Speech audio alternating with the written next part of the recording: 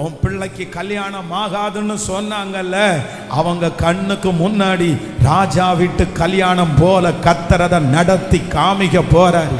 உனக்கு குழந்தை பாக்கியம் கிடைக்காதுன்னு சொன்னாங்கல்ல, அவங்க கண்ணுக்கு முன்னாடி உங்களுக்கு ஒரு பிள்ளை அல்ல, கர்த்தர் பிள்ளைகளை கொடுத்து உங்களை ஆசீர்வதிக்க போறாரு.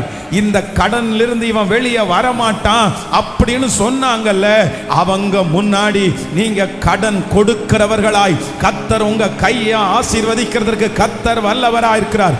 உன் பிள்ளை எங்க போனாலும் உருப்படாதுன்னு சொன்னாங்கல்ல, அவங்க கண்ணுக்கு முன்னாடி உங்க பிள்ளைய ராஜாவா ராஜாத்தியா கர்த்தர் அபிஷேகம் பண்ணுகிறதற்கு கர்த்தர் வல்லவரா இருக்கிறார். இந்த படுக்கையில கிடக்கிற வியாதியில கிடக்கிற இவன் எழும்ப மாட்டான்னு சொன்னாங்கல்ல, அவங்க அத்தனை பேருடைய கண்ணுக்கு முன்னாடியும் கர்த்தர் உங்களை பலப்படுத்தி உங்கள் சகல நோய்களில் இருந்தும் கர்த்தர் உங்களை விடுதலை ஆக்கி ஆமென் சாட்சியாய் நிறுத்துகிற தேவன் காரியங்களை மாறுதலாய் முடிய பண்ணுகிறவர். ஹalleluya.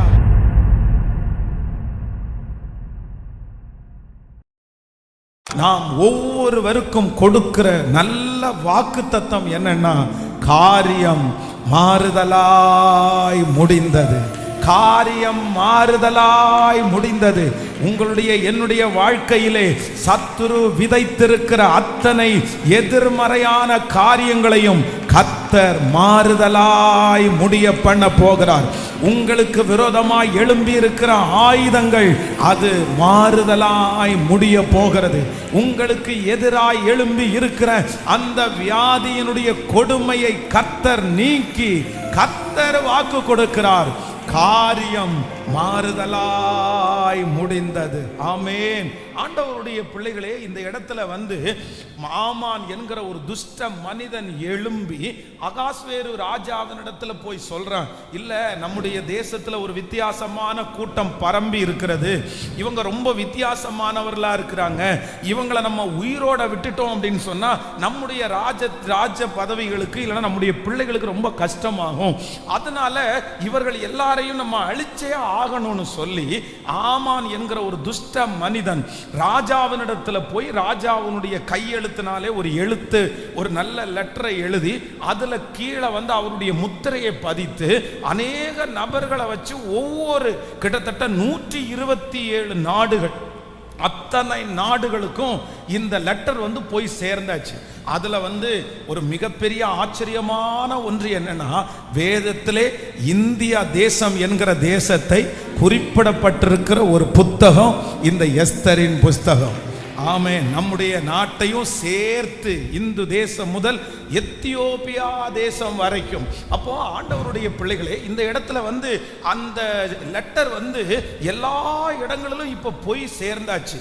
டேட் ஃபிக்ஸ் பண்ணி இந்த நாளில் நம்முடைய ஜனங்கள் எல்லாரும் யூத ஜனங்களை வெட்டி நீங்க கொன்றுங்க, யாரையும் நீங்க எதுவுமே பார்க்க வேண்டாம், பிள்ளைகளை நீங்க கொன்றுங்க, அவருடைய உடைமைகளை எல்லாம் கைப்பற்றுங்கன்னு சொல்லி ராஜாவுடைய அரண்மனையிலிருந்து ஒரு கடிதம் எல்லா இடத்துலையும் இப்ப கடந்து போயிருச்சு. அப்போ யூதர்கள் எல்லாம் இந்த லெட்டரை பார்த்த உடனே எல்லாருமே கலங்குறாங்க. நம்ம எங்க போறது, எங்க ஓடுறது, இந்த ஊரை விட்டு தப்பிச்சு போடலாமா, நம்முடைய பிள்ளைகளை எல்லாம் கொல்ல போறாங்க, அந்த எதிரியானவர்கள் எல்லாம் ஆயத்தமா இருக்கிறார்கள். ஆனால் அந்த கடிதம் போய் சேர்ந்த சில நாட்களுக்குள்ளே வேதம் சொல்லுகிறது, அத்தனை பேருடைய கைகளிலேயும் இன்னொரு கடிதம் கடந்து போகிறது. அப்படி அல்ல, அவர்களை யார் எதிர்க்கிறார்களோ அவர்கள் வெட்டுப்படுகிறது போல காரியம் மாறுதலாய் முடிந்தது. நான் நம்புகிறேன் இந்த சத்தத்தை கேட்கிற யாரோ ஒருத்தருடைய இருதயம் பயப்பட்டு கொண்டிருக்கலாம். இப்படி நடந்து விடுமோ, இப்படி நடந்து விடுமோ, இப்படி நடக்கிறது போல எல்லா சூழ்நிலையும் எனக்கு வந்துருச்சு, இப்படிதான் இது நடக்க போகுது, இந்த காரியம் இப்படிதான் முடிய போகுது. எத்தனையோ பேர் உங்களை பார்த்து இதே வார்த்தையை சொல்லலாம், இந்த காரியம் இப்படிதான் முடியும், நிறைய பேருக்கு இப்படிதான் முடிஞ்சிருக்குது. அந்த லெட்டரை பார்த்து நீங்கள் கலங்கி போய் வந்திருக்கலாம், அந்த ரிசல்ட்டை பார்த்து நீங்கள் கலங்கி போய் இருக்கலாம். ஆனால் ஆண்டவர் வாக்கு கொடுக்கிறார், இந்த 100 நாட்கள் ஜெபத்தை கர்த்தர் வைத்ததுக்கு ஒரு நோக்கம் உண்டு. காரியம் மாறுதலாய் முடியும். அந்த காரியம் மாறுதலாய் முடியும். அந்த பத்திரத்தில் எழுதப்பட்டிருக்கிற அந்த காரியம் மாறுதலாய் முடியும். அவர்கள் கொடுத்த அந்த நாளிலே, அந்த டேட்டில் அந்த காரியம் மாறுதலாய் முடியும்.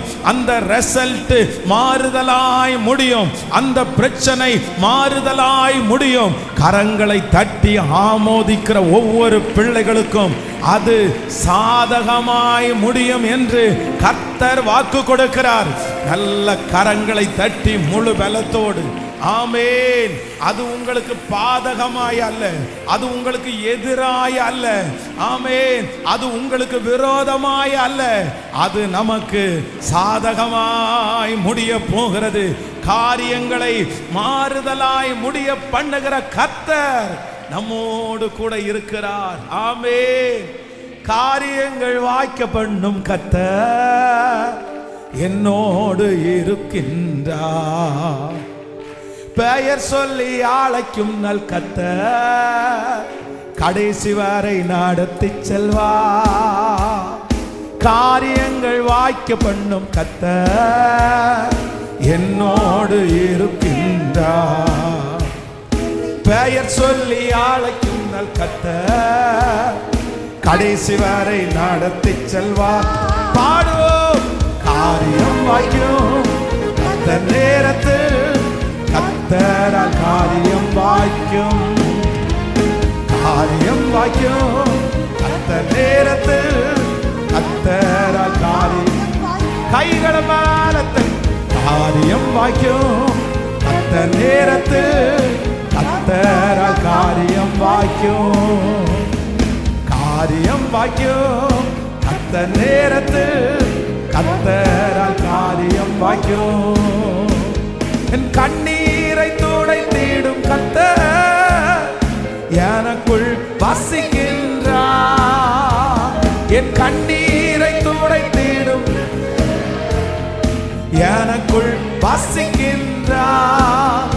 என்னை தமக்கென்று பிரித்தெடுத்து தம் மகிமையால் நிரப்பிடுவார். என்னை தமக்கென்று பிரித்தெடுத்து தம் மகிமையால் நிரப்பிடுவார். பாடும். காரியம் வாய்க்கும் அந்த நேரத்தில் கர்த்தரால் காரியம் வாய்க்கும். காரியம் வாய்க்கும் அந்த நேரத்தில் கர்த்தரால் காரியம் வாய்க்கும். ஹல்லேலூயா. காரியம் மாறுதலாய் முடிந்தது. காரியம் மாறுதலாய் முடிந்தது. ஆண்டவர் தீர்க்க தரிசனமாய் கர்த்தர் வாக்கு கொடுக்கிறார். நீங்க ஒரு பெரிய எண்ணத்தோட அதை இது பண்ணி இருக்கலாம். ஒருவேளை உங்களை சுற்றி இருக்கிற நிறைய பேருக்கு அப்படிதான் அது நடந்திருக்கலாம். அது நடந்திருக்கலாம். ஆனால் நான் ஆராதிக்கிற தேவன், நாம் எல்லாரும் ஆராதிக்கிற தேவன் காரியங்களை மாறுதலாய் முடிய பண்ணுகிறார்.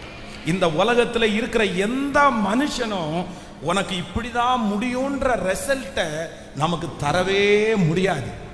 தரவே முடியாது. உங்களுக்கு விரோதமாய் கொடுக்கப்பட்டிருக்கிற அந்த ரிசல்ட், உங்களுக்கு விரோதமாய் கொடுக்கப்பட்டிருக்கிற அந்த கடிதங்கள், உங்களுக்கு விரோதமாய் கொடுக்கப்பட்டிருக்கிற அந்த காரியம் எதுவா இருந்தாலும் நான் நம்புறேன் எந்த மனுஷனும் அந்த காரியத்தை அப்படி 100% உலகத்துல இருக்கிற யாருக்கு வேணாலும் சொல்லலாம். ஆனா ஆண்டவருடைய பிள்ளைகளுக்கு மட்டும் யாரும் கன்ஃபார்மா இதுதான் நடக்கும்னு யாருமே சொல்ல முடியாது. யாருமே சொல்ல முடியாது. ஏன் அப்படின்னா, நாம் ஆராதிக்கிற ஆண்டவர் நினைப்பாரானால் எந்த காரியத்தையும் ஒரு நிமிஷத்துல மாற்றுவார். 24 மணி நேரத்துல மாற்றுவார்.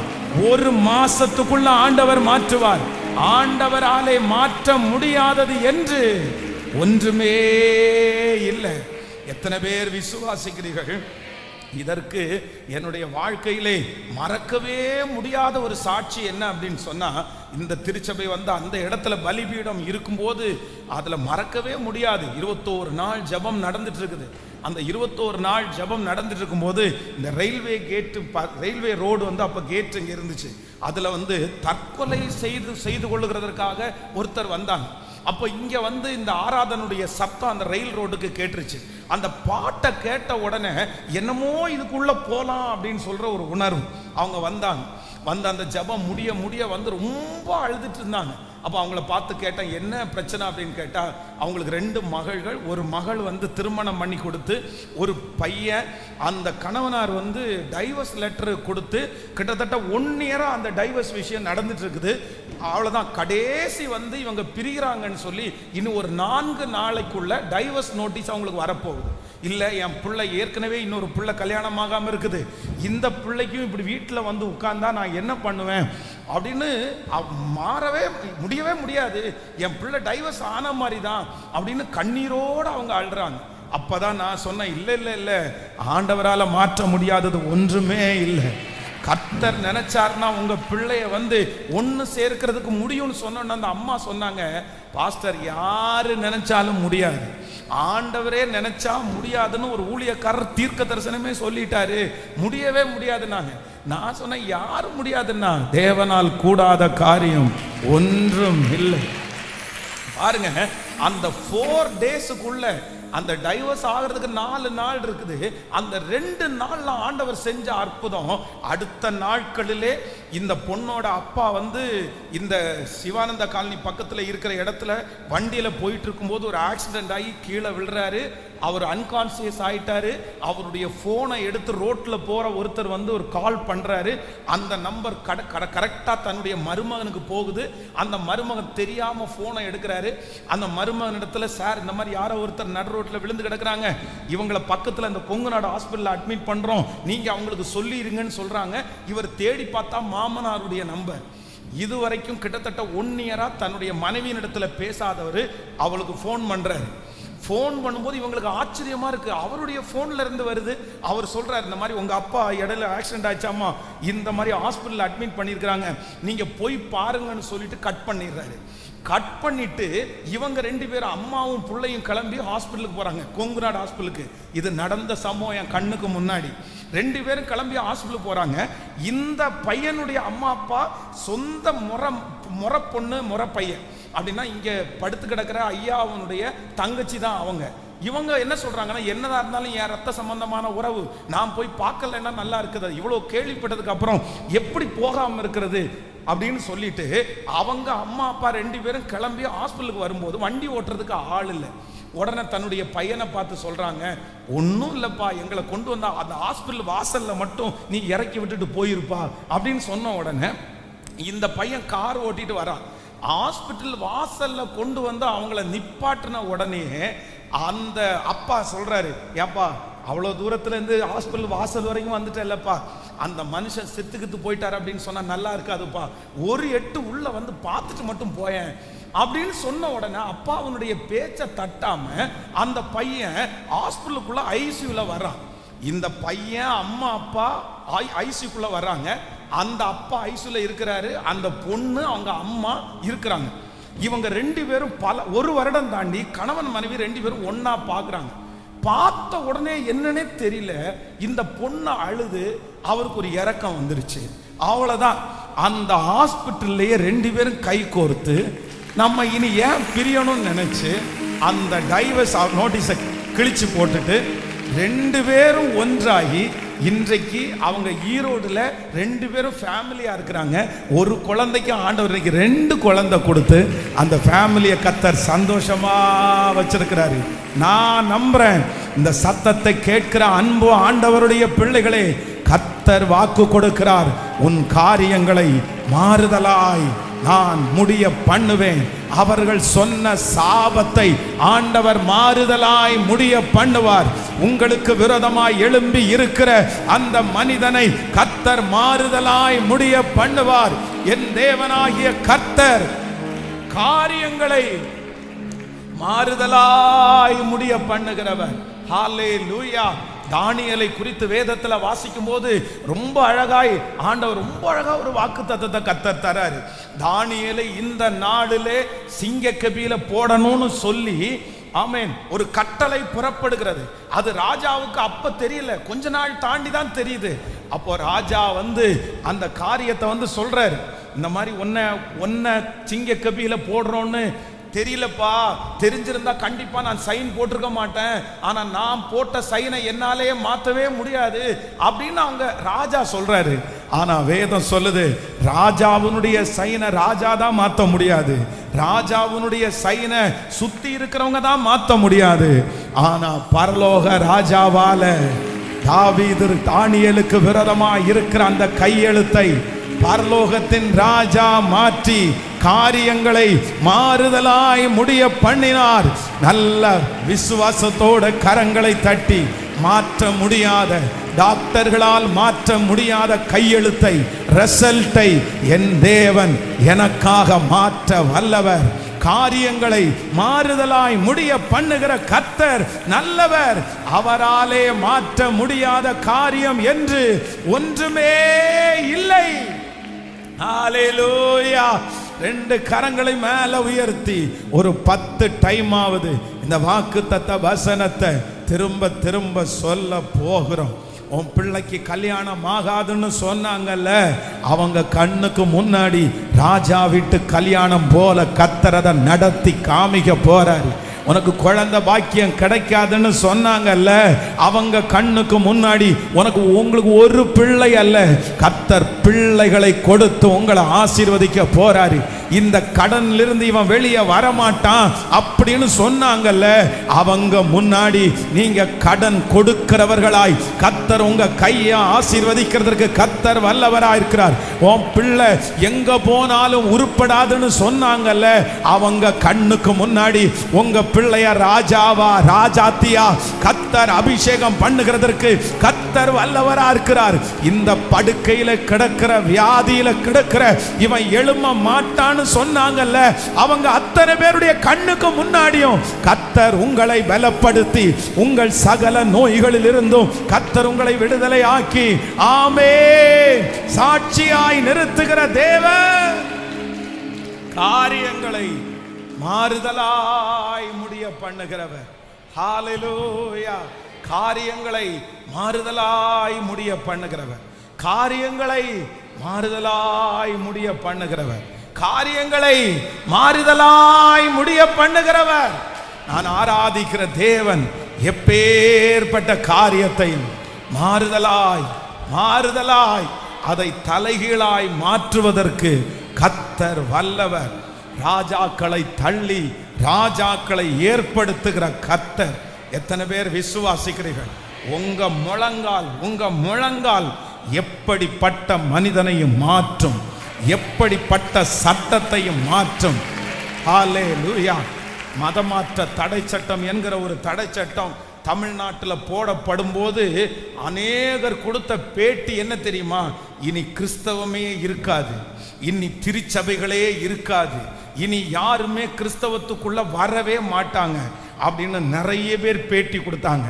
ஆனா ஒரு பெரிய உண்மை என்ன தெரியுமா? எந்த மதை மாற்ற சட்டம் எந்த வருஷம் போடப்பட்டுச்சோ அந்த வருஷம்தான் ரட்சிக்கப்பட்ட ஜனம் அதிகம், அந்த வருஷம்தான் ஞான ஸ்நானம் எடுத்தவர்கள் அதிகம். ஹல்லேலூயா. அந்த சட்டம் பிறப்பிக்கப்பட்ட உடனே எத்தனையோ தேவ பிள்ளைகள் பரிசுத்தவான்கள் முழங்கால் படிட்டு ஜெபம் பண்ணாங்க. ஒரு சட்டம் ஏற்றப்பட்டால் அதை மாற்றவே முடியாதுன்னு சொன்னாங்க. ஆனால் யாரால் அந்த சட்டம் ஏற்றப்பட்டதோ அவர்களாலே அந்த சட்டம் மாற்றி அமைக்கப்பட்டது. நம்முடைய தேவன் அவ்வளவு பெரிய தெய்வம். நம்முடைய கண்களுக்கு முன்பாகவே அது நடக்கிறது. கர்த்தர் எப்படி நம்மளை விடுவாரு? ஆண்டவர் எப்படி உங்களை கர்த்தர் கைவிடுவாரு? ஆண்டவர் இன்னைக்கு தெளிவாய் கர்த்தர் வாக்கு கொடுக்கிறார். காரியங்களை நான் மாறுதலாய் முடிய பண்ணுவேன். உங்க பிள்ளைகளுடைய காரியங்கள் மாறுதலாய் முடியும். நீங்க இந்த வசனத்தை ரொம்ப அறிக்கை செய்யுங்க. முடிஞ்ச வரைக்கும் ஒரு 1000 டைம், ஒரு 1000 டைம் ஆகுது. ஆண்டவரே, இந்த வாக்குத்தத்தத்தை நீங்க தந்திருக்கிறீங்க, என் லைஃப் காரியம் மாறுதலா முடியணும், எனக்கு விரோதமாய் சொல்லப்பட்ட எல்லாம் மாறுதலாய் முடியணும். ஆண்டவர் மாற்றி அமைக்கிறதற்கு கர்த்தர் வல்லவராய் இருக்கிறார். அதே போல இந்த எஸ்தரின் புஸ்தகத்தில் பரிசுத்த ஆவியானுடைய 7 விதமான ஊழியங்களை குறித்து இன்றைக்கு நம்ம தியானிக்க போறோம். அந்த 7 விதமான ஊழியத்தையும் ஆண்டவர் நம்முடைய வாழ்க்கையிலே செய்வார். நான் உங்களுக்கு சொன்னது போல ஃபர்ஸ்ட் நம்பர் 1, முதலாவதாக எஸ்தர் அப்படின்றது மணவாட்டி. அகைன் அகாஸ்வேரு ராஜா என்கிறது இயேசு கிறிஸ்துவுக்கு அடையாளம். நம்பர் 3 முருதகாய் என்கிறது பரிசுத்த ஆவியானவருக்கு நிழலாட்டம் அடையாளம். அதே போல ஆமான் என்கிறது பிசாசுக்கு அடையாளமா இருக்குது. இப்போ முருதகாய் என்கிற இந்த மனுஷன் எந்தெந்த ஊழியத்தை எஸ்தருக்கு செய்தானோ அதே போல பரிசுத்த ஆவியானவர் நமக்கு அந்த ஊழியத்தை கர்த்தர் கிருபையாய் கர்த்தர் செய்ய போகிறார்.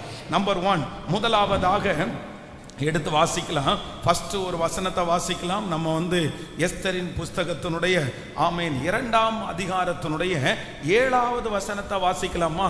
2ஆம் அதிகாரத்தினுடைய 7வது வசனத்தை சேர்ந்து வாசிக்கலாம். அவன் சிறிய தகப்பன் குமாரத்தி ஆகிய எஸ்தர் என்னும் அக்ஸ்தாளை வளர்த்தான். அவளுக்கு தாய் தகப்பன் இல்லை. அந்த பெண் ரூபவதியும் சௌந்தரியமும் உள்ளவளுமாய் இருந்தாள். அவன் தகப்பனும் அவள் தாயும் மரணம் அடையும் போது ஆமென் அவருடைய தகப்பனும் தாயும் மரணம் அடையும் போது மருதகாய் அவளை தன் குமாரத்தியாக எடுத்து கொண்டான். ஆமென். ஆண்டவருடைய பிள்ளைகளே, கைகளை உயர்த்தி ஒரு ஹல்லேலூயா சொல்லலாம். சத்தமா ஒரு ஹல்லேலூயா சொல்லலாம். நீங்க அதை அப்படியே வச்சிருங்க, இப்போ டிஸ்டர்ப் பண்ணாதீங்க, அப்படியே வச்சிருங்க. ஆமென். கைகளை அசைத்து ஒரு ஹல்லேலூயா. இந்த இடத்துல ரொம்ப அழகாய் ஒரு வசனம் ரொம்ப அழகா சொல்லப்பட்டிருக்கிறது. வேதம் சொல்லுது, இந்த அப்படின்னா எஸ்தர் என்கிற அக்ஸ்தாள் அப்படின்னா இந்த பொண்ணு அவள் தன்னுடைய தகப்பனையும் தாயையும் இழந்த ஒரு அனாதையை போல் இருந்தார். இன்னொரு விஷயம் கூட அந்த வசனத்தை வாசிக்கலாம். 7வது 8வது வசனத்தை வாசிக்கலாம். ஆமென். அவன் சிறிய தகப்பன் குமாரத்தி ஆகிய எஸ்தர் என்னும் அக்ஸ்தாளை வளர்த்தான். அவளுக்கு தாய் தகப்பன் இல்லை. அந்த பெண் ரூபவதியும் சௌந்தரியம் உடையவளுமாய் இருந்தாள். அவள் தகப்பனும் அவள் தாயும் மரணம் அடைந்த போது மருதகாய் அவளை தன் குமாரத்தியாய் எடுத்து கொண்டான். ஆமென்.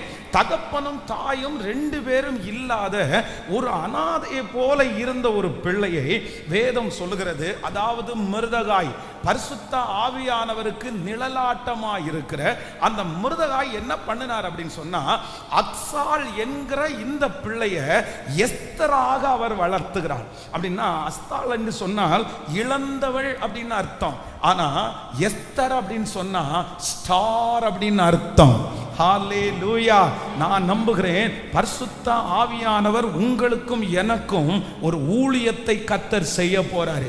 என்ன ஊழியத்தை செய்ய போறாருன்னா, உங்களையும் என்னையும் கர்த்தர் ஸ்டாரா ஆண்டவர் வளர்த்த போகிறார். கர்த்தர் வளர்த்த போகிறார்.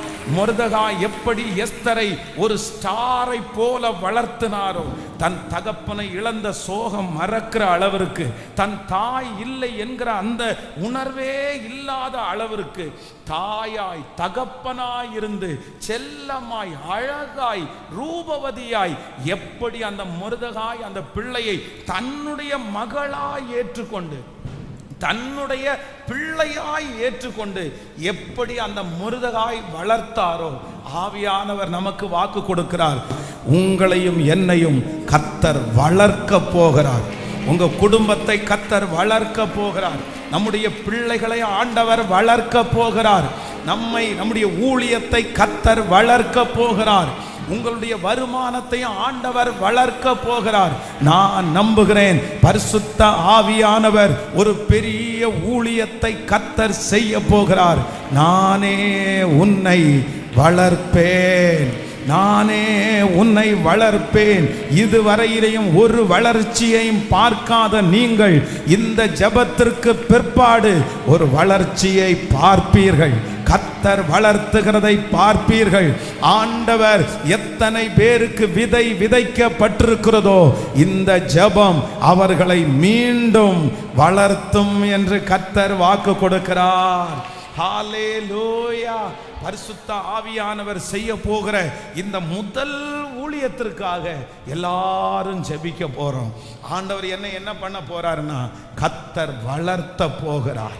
ஆண்டவர் ஆமென். எத்தனை பேர் ஆமோதிக்கிறீர்கள்? இனி நீங்கள் உங்களுடைய குடும்பத்தாரை விட வேகமாய் வளரப் போகிறீர்கள். உங்களோடு சேர்ந்து நடப்பட்ட நிறைய பேர் வளர்ந்திருக்கலாம், கனி கொடுக்கலாம். ஆனா நீங்க இன்னும் ஒரு நாள் கூட வளராமல் இருக்கலாம். ஆனா கர்த்தர் வாக்கு கொடுக்கிறார், பரிசுத்த ஆவியானவர் ஒரு ஊழியத்தை கையில எடுக்க போறாரு. உங்களை ஆண்டவர் ஸ்டாரா கர்த்தர் வளர்த்த போகிறார். கையை உயர்த்தி ஜெபம் பண்ண ஆரம்பிக்க பார்க்கலாம். பரிசுத்த ஆவியானவரே சொல்லுங்க முழு பலத்தோடு, முழு பலத்தோடு, நன்றி நன்றி நன்றி நன்றி. ஆண்டவர் உங்களை வளர்த்துவேன் என்று கர்த்தர் வாக்கு கொடுக்கிறார். கர்த்தர் எல்லாரையும் வளர்த்த போகிறார். சத்தத்தை உயர்த்தி நீங்க ஜெபம் பண்ணுங்க. பரிசுத்த ஆவியானவரே இந்த ஊழியத்தை இப்பொழுது செய்யும்படியாய் என்னை நான் ஒப்பு கொடுக்கிறேன், என்னை ஒப்பு கொடுக்கிறேன் முழு பலத்தோடு. நன்றியப்பா, நன்றியப்பா, என்னை வளர்த்துவதற்கு ஒப்பு கொடுக்கிறேன். கர்த்தர் மறைவாய் வளர்க்கிறவர், மறைவாய் வளர்க்கிறவர். ஆமென். ஜெபிக்க ஜெபிக்க அந்த மகிமை நீங்க ஒப்பு கொடுங்க. அந்த எஸ்தரை போல ஒப்பு கொடுங்க. பரிசுத்த ஆவியானவர் கர்த்தர் வளர்த்த போகிறார். ஆண்டவரே நம்முடைய குடும்பத்தை வளர்த்த போகிறார். ஆமென், ஆமென். ஹalleluya, ஹalleluya, ஹalleluya, ஹalleluya. ஆமென். ஒரு பெரிய நோக்கத்திற்காக, ஒரு மிகப்பெரிய ஆளுகையை எஸ்தருடைய கையிலே கொடுக்கும்படியாக இந்த மொர்தெகாய் என்ன பண்றாருன்னா தன்னுடைய சொந்த குமாரத்தியாக எடுத்து இந்த அஸ்தாளை எஸ்தராக அவர் கிருபையாய் வளர்க்கிறார். ஆமென். அந்த ஊழியத்தை ஆண்டவர் செய்ய போறாரு. நீங்க இந்த பகுதியை இந்த பாயிண்ட்ஸ், இந்த 7ஐயும் நீங்க எழுதி வச்சு நீங்க ஜெபம் பண்ணணும். ஒவ்வொருத்தரும் நான் இன்னைக்கு சொல்ல போகிற ஒரு தலைப்பு உங்களுக்கு தெரிஞ்சிருக்கும். பரிசுத்த ஆவியானவர் நமக்கு செய்ய போகிற ஊழியத்தை தான் இன்னைக்கு நம்ம தியானிக்கிறோம். நம்பர் 1, முதலாவதாக ஆண்டவர் நம்மளை என்ன பண்றாருன்னா கர்த்தர் வளர்த்துகிறார். இனி நீங்கள் என்ன செய்ய போகிறீர்கள் என்றால் நீங்கள் வளரப் போகிறீர்கள், வளரப் போகிறீர்கள். இதுவரைக்கும் வளர்ந்த வளர்ச்சி அல்ல, இது சாதாரணம். ஆனா பரிசுத்த ஆவியானவர் வளர்த்துகிறார் என்றால் ஆளுகைக்கு கொண்டு போகும்படியாய் வளர்த்துகிறார். ஆமென். அம்மா அப்பா இருந்தா அந்த எஸ்தரை எப்படி வளர்த்துவார்களோ அதை விட 100 மடங்கு அதிகமாய் மொர்தெகாயை வளர்த்தார். தன்னுடைய பிள்ளையை போல நினைத்து வளர்த்தார். நான் நம்புறேன், அம்மா அப்பா உங்களை வளர்த்த முடியாத ஒரு சூழ்நிலையிலே தள்ளப்பட்டிருக்கலாம். எஸ்தருடைய வாழ்க்கையில எப்படி அம்மா அப்பா 2 பேரும் வளர்த்த முடியலையோ அதே போல இந்த சத்தத்தை கேட்கிற யாரோ ஒருத்தர் எங்க அம்மாவால என்ன வளர்த்த முடியல, எங்க அப்பாவால வளர்த்த முடியல, ஒரு ஏஜ் வரைக்கும் தான் என்ன அவங்க வளர்த்துனாங்க, அதற்கு பிறகு எனக்கு ஒன்றும் செய்ய முடியல. ஆனா கர்த்தர் வாக்கு கொடுக்கிறார், பரிசுத்த ஆவியானவர் உங்களை கைகளிலே கர்த்தர் எடுப்பாராக. ஆண்டவர் உங்க கையிலே எடுப்பாராக. கர்த்தர் கைகளிலே எடுத்து உங்களை கர்த்தர் வளர்த்த ஆரம்பிக்கிறார். ஆமென். உங்களுக்குள்ளே ஒரு பெரிய அடையாளத்தை கர்த்தர் வைத்திருக்கிறார். உங்களுக்குள்ள ஒரு பெரிய அடையாளம் உண்டு. நீங்க ஒரு ஸ்பெஷல் விசேஷமானவர்கள். இந்த மொர்தெகாய் ஏன் அப்படி வளர்த்தினார்னா இந்த மகளுக்குள்ள ஒரு விசேஷம் இருக்கிறது அவர் கண்டுபிடிச்சாரு. நான் நம்புறேன் உங்களுக்குள்ள ஒரு ஸ்பெஷல் இருக்கிறது பரிசுத்த ஆவியானவருக்கு தெரியும். நீங்க சாதாரணமானவர்கள் அல்லன்னு பரிசுத்த ஆவியானவருக்கு தெரியும். உங்களை கொண்டு ஒரு பெரிய நோக்கத்தை வச்சிருக்கிறார் என்று பரிசுத்த ஆவியானவருக்கு தெரியும். உங்களுக்கு ஒரு பெரிய விஷன் இருக்குது அப்படின்னு பரிசுத்த ஆவியானவருக்கு தெரியும். நீங்க ஒரு குக்கிராமத்திலே இருக்க வேண்டியவர்கள் அல்ல, நீங்க இந்த இடத்திலே இருக்க வேண்டியவர்கள் அல்ல, நீங்க ராஜ அரண்மனைக்கு போக வேண்டியவர்கள் என்று பரிசுத்த ஆவியானவருக்கு தெரியும். அதனாலே நீங்கள் பல மனிதர்களையும் பல ராஜாக்களையும் சந்திக்க வேண்டியது இருக்கிறதுனாலே பரிசுத்த ஆவியானவர் உங்களை கரங்களிலே எடுத்து அவர் வளர்த்துகிறார், அவர் வளர்த்துகிறார், அவர் வளர்த்துகிறார், அவர் வளர்த்துகிறார். கைகளை ஒரு விசை கூட உயர்த்தி பரிசுத்த ஆவியானவரே என்னையும் என் பிள்ளைகளையும் சொல்லுங்க சொல்லுங்க, வளர்த்துவீராக. பாஸ்டர் சொல்லுகிற இந்த வார்த்தை என் தலை மேல அப்படியே நடக்கணும்னு சொல்லி ஜெபம் பண்ணுங்க. நீங்க ஜெபம் பண்ணுங்க, கர்த்தர் அதை கேட்கிறார். ஆமென் ஆமென் ஆமென். ஹalleluya ஹalleluya ஆமென். மறைவாய் வளர்க்கிறதை ஆண்டவர் பார்க்கிறார், மறைவாய் வளர்க்கிறார். ஆமென். என் வழியை நான் கர்த்தருக்கு ஒப்புவிப்பேன், என் காரியங்களை அவரே வாய்க்க பண்ணுவார். ஆமென் ஆமென்.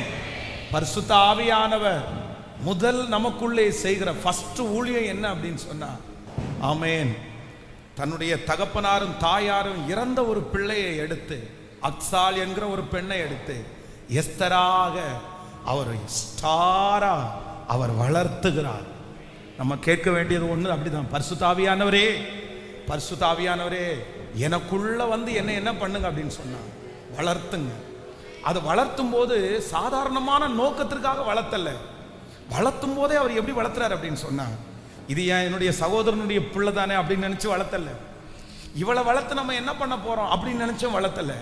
அவரை சொந்த பிள்ளையா எடுத்து ஒரு பெரிய நோக்கத்திற்காக, நீ பெரிய இடத்துல இருக்க போற, உன் மேல ஒரு பெரிய தரிசனம் இருக்குது. இந்த 100 நாட்களும் கர்த்தர் இந்த ஜெபம் எதற்காக வைக்கிறார் அப்படின்னு சொன்னா, நமக்கே தெரியாம ஆண்டவர் நம்மளை வளர்த்துகிறார் வளர்த்துகிறார். இந்த 100 டேஸும் இந்த ஊழியம் நடக்குது அப்படின்னா, இந்த வார்த்தைகள் கடந்து வருது அப்படின்னு சொன்னா, இந்த 36 நாட்களும் ஆண்டவர் நம்மளை என்ன பண்ணியிருக்கிறாருன்னா, வசனத்தை போட்டு போட்டு நம்மளை என்ன பண்ணியிருக்கிறாருன்னா, கர்த்தர் வளர்த்து இருக்கிறார். நம்மளை ஆராதிக்க வச்சு ஆண்டவர் வளர்த்திருக்கிறார். நான் நம்புகிறேன் இதற்கு பிறகு ஆவிக்குரிய வாழ்க்கையில் நீங்க ஒரு வளர்ச்சியை பார்ப்பீங்க. ஆண்டவர் பெரிய நோக்கத்திற்காக உங்களை வளர்த்துகிறார் என்கிறத நீங்க சீக்கிரமாய் புரிந்து கொள்ளுவீர்கள். வாலிப தம்பி, ஒரு பெரிய நோக்கத்திற்காக பரிசுத்த ஆவியானவர் உன்னை வளர்த்துறாரு. வாலிப தங்கச்சி, ஆண்டவர் உன்னை பெரிய நோக்கத்திற்காக ஆண்டவர் உன்னை வளர்த்துறாரு. நீ பரிசுத்த ஆவியானுடைய கைக்குள்ள அடங்கிரு. பரிசுத்த ஆவியானுடைய கையில உன் வாழ்க்கையை ஒப்புக்கொடு. பரிசுத்த ஆவியானவரை முக்கியத்துவப்படுத்து. பரிசுத்த ஆவியானவரே எனக்குள்ள வாங்கன்னு நீ கேளு. நீ அவர்கிட்ட பேசிட்டே இரு. அவர் என்ன பண்ணுவார் அப்படின்னு சொன்னா, சாதாரணமான ஒன்றை எடுத்து ராஜாக்களோட உட்கார வைக்கிற அளவிற்கு அவர் வளர்த்துகிறவர். ஆமென். என் அம்மா அப்பா எனக்கு சோறு கொடுத்து தான் வளர்த்துனாங்க. எங்க அம்மா அப்பா எனக்கு கஞ்சி தண்ணி கொடுத்து வளர்த்துனாங்க. எங்க அம்மா அப்பா எனக்கு ஏதோ சாப்பாடெல்லாம் கொடுத்து வளர்த்துனாங்க. ஆனா ஆவியானவர் என்ன வளர்த்தினாரு பாருங்க. அந்த வளர்ப்பு வேற யாரும் என்ன வளர்த்த முடியாது முடியாது. நான் நம்புறேன், ஏசப்பா உங்களை ஒரு டோனில் கர்த்தர் வளர்த்துவாரு. அந்த வளர்ப்பு வேற யாரும் உங்களை வளர்த்த முடியாது. அது அவர் தான் அதை செய்வார். நம்பர் 2, இரண்டாவதாக பரிசுத்த ஆவியானவர் அப்படின்னா, இந்த மொர்தெகாய் செய்த இரண்டாவது ஊழியத்தை குறித்து நம்ம வாசிக்க போறோம். ஆமென். 2வது அதிகாரத்தினுடைய 20வது வசனத்தை வாசிக்கலாமா? 20வது வசனத்தையும். ஆமென். எஸ்தர் மொர்தெகாயை தனக்கு கற்பித்திருந்தபடி தன் பூர்வத்தையும் தன் குலத்தையும் தெரிவிக்காதிருந்தாள். எஸ்தர் மொர்தெகாய் இடத்திலே வளரும்போது அவன் சொற்கேட்டு நடந்தது போல இப்போதும் அவன் சொற்கேட்டு நடந்து வந்தாள். நீங்கள் 10வது வசனத்தை கூட வாசிக்கலாம். 2ஆம் அதிகாரத்தினுடைய 10வது வசனத்தை வாசிக்கலாமா?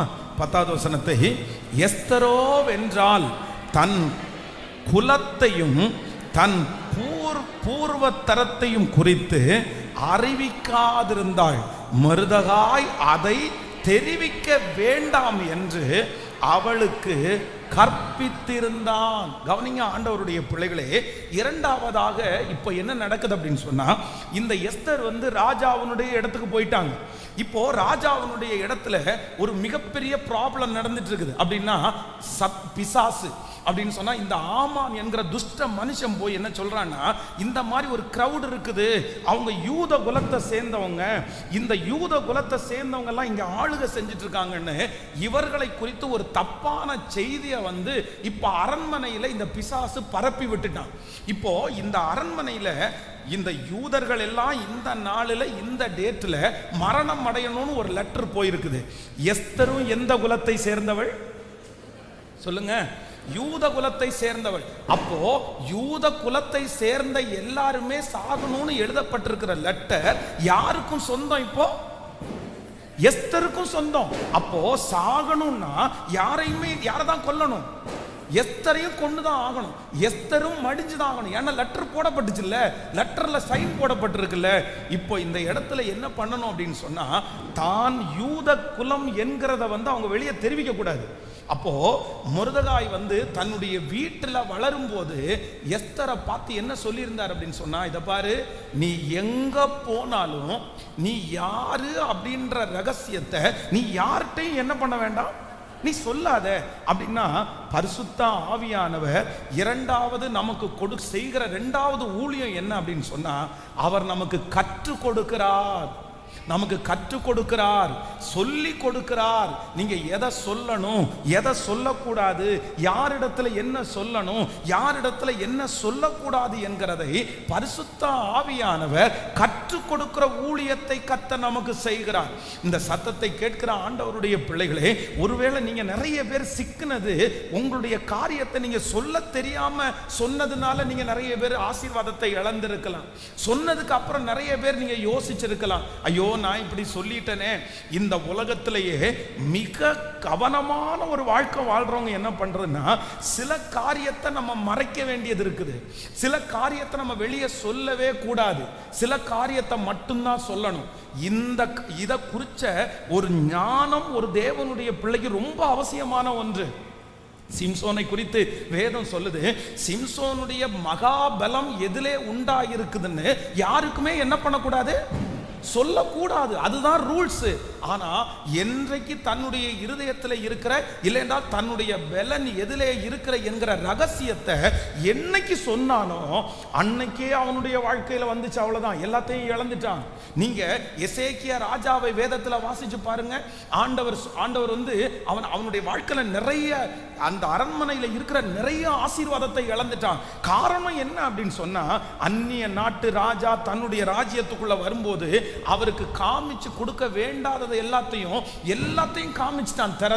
திறந்து காமிச்சதுனால அந்த ராஜா எல்லாத்தையுமே புடுங்கிட்டு போயிட்டான். அப்போ நம்முடைய வாழ்க்கையிலே தேவையான ஒரு ரொம்ப ஞானம் என்ன அப்படின்னு சொன்னா, சில காரியத்தை நம்ம மறைக்கணும். எல்லா காரியத்தையும் எல்லாரிடத்திலையும் சொல்ல முடியாது. ஆனா இந்த இடத்துல மொர்தெகாயினுடைய ஊழியம் என்ன அப்படின்னு சொன்னா, தன்னுடைய எஸ்தரிடத்திலே என்ன பண்றான்னா, சொல்லி கொடுக்கிறான், கற்பிச்சு கொடுக்கிறான். மகளே, நீ ரொம்ப கீழ்ப்படிதலாயிரு, நீ இப்படி பண்ணாத. இந்த வார்த்தையை இந்த எஸ்தர் இந்த மொர்தெகாயினிடத்துல இருக்கிற அந்த நேரம் மட்டும் இல்ல, எங்க வரைக்கும் கடைபிடிச்சாங்களாமா சொல்லுங்க. இப்ப ராணி ஆயிட்டாங்க, 127 நாடுகளுக்கு ராணி ஆயிட்டாங்க.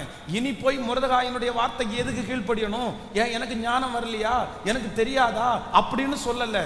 நீங்க எவ்வளவு வளர்ந்தாலும், நீங்க எவ்வளவு உயர்ந்தாலும், கர்த்தர் உங்களை எவ்வளவு பேர் ஜனங்களுக்கு தலைவனாய் தலைவியாய் மாற்றினாலும், பரிசுத்த ஆவியானவர் உங்களுக்கு கற்றுக் கொடுத்த உபதேசத்தை, வழி நடத்துதலை நீங்க என்னைக்கும் மறக்க கூடாது. நீங்க கற்றுக்கொள்ளுகிற இருதயத்தோட தான் இருக்கணும். அதை ஒரு நாள் நீங்கள் அல்லல் தட்டிடக்கூடாது. ஆமென் சொல்லுங்க. அப்போ பரிசுத்த ஆவியானவர் இரண்டாவது நமக்கு ஒரு ஊழியத்தை செய்ய போறாரு. என்ன ஊழியத்தை செய்ய போறாருன்னா, எனக்கு அவர் கற்று தர போகிறார். சொல்லுங்க, கைகளை மேல உயர்த்தி ஜெபம் பண்ணுங்க பார்க்கலாம். நான் நிறைய தெரியாம நான் இழந்துட்டேன். ஆண்டவரே, யாரிடத்துல என்ன பேசணும்னு எனக்கு தெரியல, எப்படி நடந்துக்கணும்னு எனக்கு தெரியல, என் கணவனாரிடத்துல எப்படி நடந்துக்கணும்னு தெரியல, என் மனைவியினிடத்துல எப்படி நடந்துக்கணும்னு எனக்கு தெரியல, ஆண்டவரே என் மேனேஜரிடத்துல எப்படி நடந்துக்கணும்னு தெரியல. இப்போ பரிசுத்த ஆவியானவரே, எங்க ஊழியக்காரர் சொல்லுகிற இந்த வார்த்தையின்படி சத்தத்தை உயர்த்தி ஜெபம் பண்ணுங்க. எனக்கு கற்று தருகிற ஆவியானவர், எனக்கு கற்று தருகிற ஆவியானவர். சொல்லுங்க, நீங்க அந்த வார்த்தையை சொல்ல சொல்ல அந்த மகிமை உங்கள் மேல் கடந்து வரட்டும்.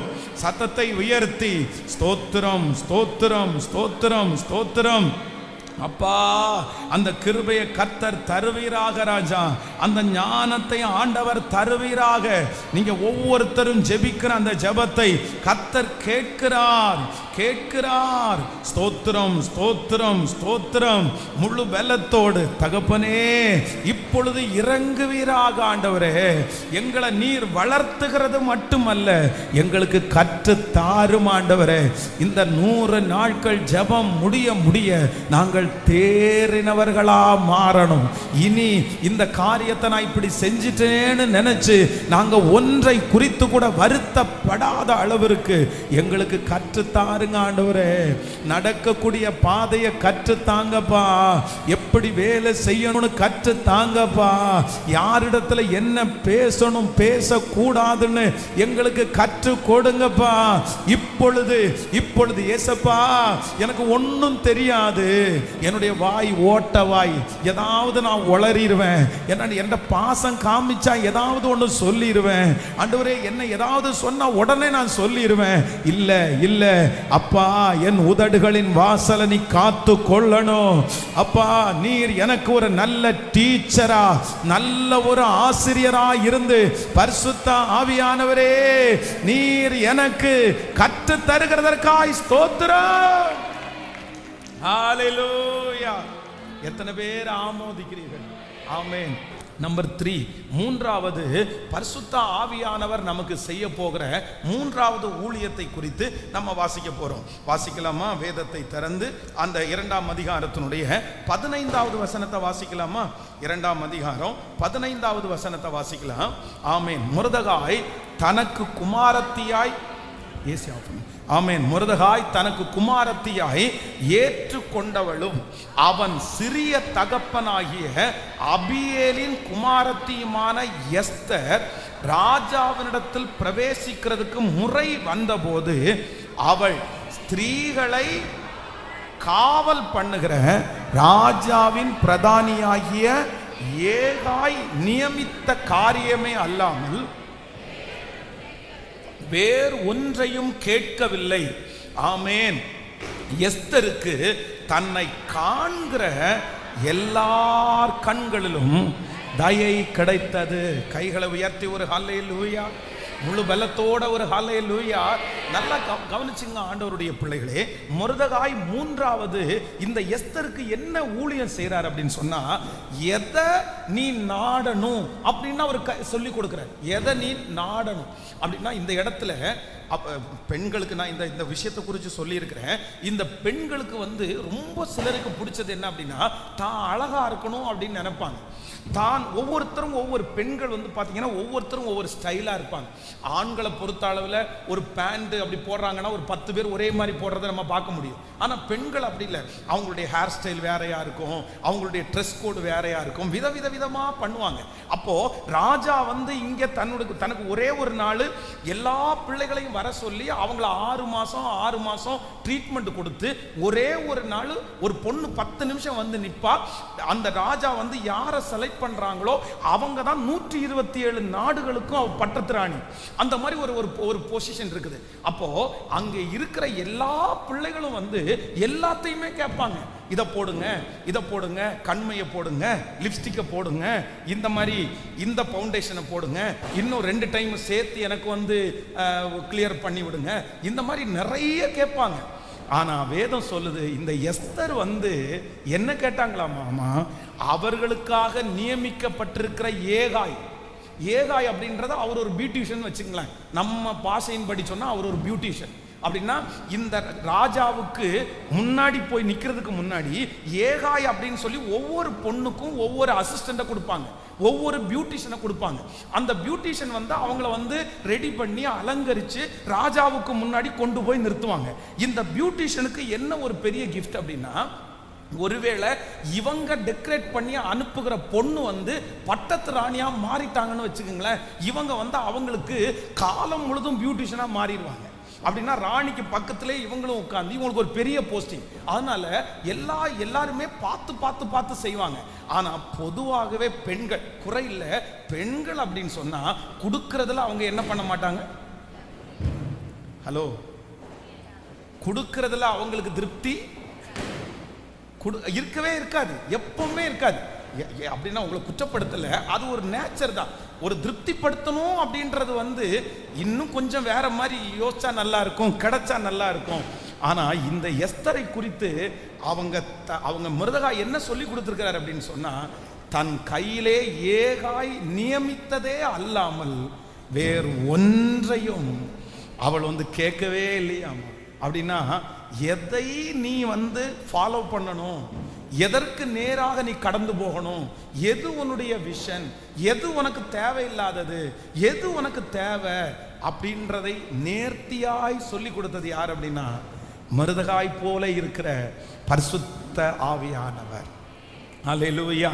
இந்த சத்தத்தை கேட்கிற நிறைய பேர் தேவையில்லாத காரியத்தில் நீங்க விழுந்திருக்கலாம், தேவையில்லாத காரியத்தில் போய் சிக்கி இருக்கலாம். இது எனக்கு தேவையே இல்லை பாஸ்டர் இந்த பிரச்சனை, ஆனால் நான் போய் இந்த பிரச்சனையில் விழுந்துட்டேன், இது நானா வாலண்டியராக போய் சிக்கிட்டேன், நான் எதுக்கு இப்படி போனேன்னு தெரியல, அந்த நேரத்தில் எனக்கு புத்தி ஒர்க் அவுட்டே ஆகலை. இப்போ பாருங்க, இவ்வளோ பெரிய பிரச்சனைக்கு காரணம் என்ன தெரியுமா, நான் போய் தேவையில்லாமல் விழுந்துட்டேன், இது எனக்கு அவசியமே இல்லை. ஆனா நான் நம்புறேன், இப்போ ஒரு பரிசுத்த ஆவியானவர் உங்களுக்குள்ளே வரப்போறாரு. அவர் யார் தெரியுமா? அவர் நீங்க எதை நாடணும்னு சொல்லி உங்களை அழகாய் நடத்துகிறவர். இந்த பலிபீடத்திலிருந்து நான் ஆசைப்படுறேன், நான் வாஞ்சிக்கிறேன். என்ன வாஞ்சிக்கிறேன்னா, உங்க மேல ஒரு ஸ்பிரிட் வரணும், உங்களுக்கு பரிசுத்த ஆவியானவர் கொடுக்கப்படணும். இனி உங்களுக்கு தேவையில்லாத எந்த காரியத்திலையும் நீங்க தலையிடவே கூடாது. ஆமென். தேவையில்லாத விஷயத்துல தலையிடக்கூடாது. அப்படி தலையிடாதபடி கர்த்தர் உங்களை தடுத்து நிறுத்துவார். பரிசுத்த ஆவியானவர் உங்களை தடுத்து நிறுத்துவார். அங்கே போக வேண்டாம் என்கிற ஒரு ஞானத்தை கர்த்தர் உங்களுக்கு கிருபையாய் தருவார். இனி நீங்கள் அந்நியர்களுக்காய் பாடுபட போவது இல்லை, தேவையில்லாத காரியத்திற்காக பாடுபட போவதில்லை. கர்த்தர் உங்களுக்கு கொடுக்கிற ஊழியத்தை மட்டும், கர்த்தர் உங்களுக்கு கொடுத்திருக்கிற விஷனை மட்டும் செய்வதற்குரிய கிருபையை கர்த்தர் உங்களுக்கு தருவாராக. ஆமென்.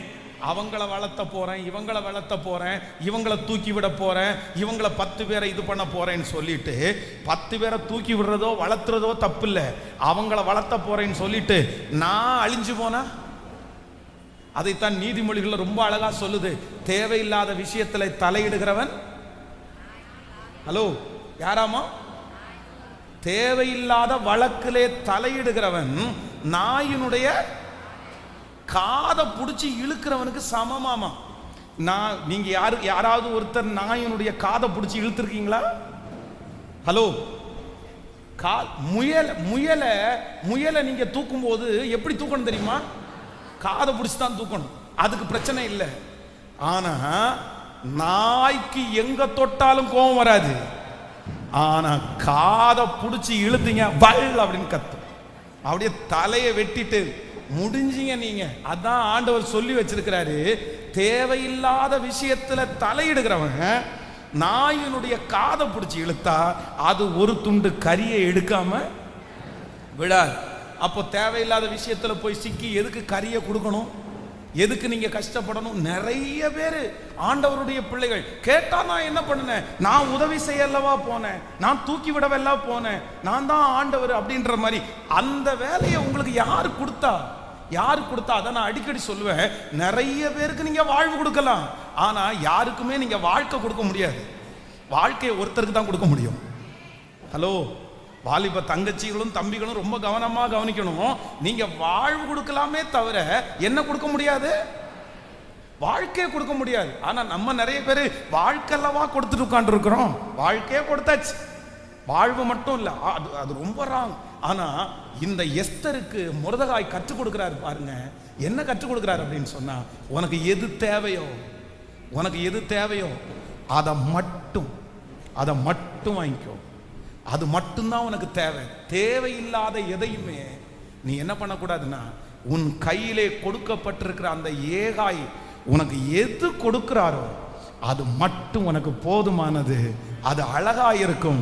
அதை உன்னை ராஜாவுக்கு முன்பாக கொண்டு போய் நிறுத்தும். ஆமென். ஹல்லேலூயா. உங்களுக்குன்னு ஒரு சம்பாத்தியத்தை ஆண்டவர் வச்சிருக்கிறாரு, உங்களுக்குன்னு ஒரு உயர்வை கத்தர் வச்சிருக்கிறாரு, உங்களுக்குன்னு ஒரு வெற்றியை கத்தர் வச்சிருக்கிறாரு, உங்களுக்குன்னு ஒரு வீட்டை கத்தர் வச்சிருக்கிறாரு, உங்களுக்குன்னு ஒரு வாகனத்தை வச்சிருக்கிறாரு. நான் நம்புறேன் அது என்னன்னு பார்த்து அதை நீங்க அடைஞ்சுக்கிட்டு அதுல நீங்க திருப்தி ஆனா போதும், உங்க வாழ்க்கை வெற்றியாய் சிறப்பாய் அமையும். இன்னொருத்தர் வச்சிருக்கிறாரு அப்படின்றதுக்காக நம்ம போற்ற முடியாது, செஞ்சிட முடியாது. ஆமென் சொல்லுங்கள். அதுல ரொம்ப கவனமா இருக்கணும். ஜெபம் பண்ணலாமா? சோ நம்பர் 1, முதலாவது நமக்கு ஒரு பரிசுத்த ஆவியானவர் என்ன பண்ண போறாரு? நம்பர் 1 ஃபர்ஸ்ட் நமக்கு என்ன வளர்க்க போறார். எப்படி வளர்க்க போறாராமா? அக்ஸால எப்படி வளர்க்க போறாரு? ஸ்டாரா வளர்க்க போறாரு, எஸ்தரா வளர்க்க போறாரு. நம்பர் 2, ரெண்டாவது ஆண்டவர் என்ன பண்ண போறாரு? நமக்கு கற்றுக் கொடுக்க போறார். எதை கற்றுக் கொடுக்க போறார் அப்படின்னு சொன்னா, எதை பேசணும், எதை பேசக்கூடாது, எதை சொல்லணும், எதை சொல்லக்கூடாதுன்றத பரிசுத்த ஆவியானவர் நமக்கு கற்றுக் கொடுக்க போறார். நம்பர் 3, பரிசுத்த ஆவியானவர் நமக்கு செய்கிற 3வது ஊழியம் என்ன அப்படின்னா, தேவையில்லாத எந்த காரியத்தையும் நம்ம பெற்றுக்கொள்ளாதபடி நம்மை தடுத்து நிறுத்துகிற பரிசுத்த ஆவியானவர். ஹல்லேலூயா. ஒரு கையை உயர்த்தி ஒரு 5 டைம் சொல்லுங்க, பரிசுத்த ஆவியானவரே எனக்குள்ளே வாரும். சொல்லுங்க, பரிசுத்த ஆவியானவரே. ஆமென். பரிசுத்த ஆவியானவரே, பரிசுத்த ஆவியானவரே, பரிசுத்த ஆவியானவரே எனக்குள்ளே வாரும். சொல்ல சொல்ல சொல்ல அந்த கிருபை எனக்குள்ள வாரும் ஆண்டவரே. ஆமென். 3ஆவதாக நம்பர் 3, நாலாவதாக 2ஆம் அதிகாரத்தினுடைய 11வது வசனத்தை வாசிக்கலாமா? ஆமென். 2ஆம் அதிகாரத்தினுடைய 11வது வசனத்தை சேர்ந்து வாசிக்கலாம். எஸ்தருடைய சுக செய்தியையும் அவளுக்கு நடக்கும் காரியத்தையும் குறித்து அறிய மொர்தெகாய் நாடோறும் கன்னி மாடத்து முற்றத்திற்கு முன்பாக உலாவுவான். இன்னொரு விஷயம் கூட வாசிக்கலாம் எல்லாருமே. ஆமென். எஸ்தருடைய சுக செய்தியையும் அவளுக்கு நடக்கும் காரியத்தையும் அறிய மொர்தெகாய் நாடோறும் கன்னி மடத்து முற்றத்திற்கு முன்பாக உலாவுவான். ஆமென். நல்லா கவனிச்சுங்க. எஸ்தரை தகப்பன் இல்லாத பிள்ளை, அந்த பிள்ளையை எடுத்து தனக்கு சொந்தமான பிள்ளையா வளர்த்தாச்சு. இப்போ வளர்த்துட்டாங்க. இந்த பிள்ளை இப்போ வளர்ந்துச்சு. இப்போ இந்த பிள்ளை வளர்ந்து இப்போ எங்க போயிடுச்சு அப்படின்னு சொன்னா, ராஜா அரண்மனைக்கு போயிருச்சு. அவ்வளவுதான். இவர் எங்க உட்கார்ந்துருக்கிறாரு?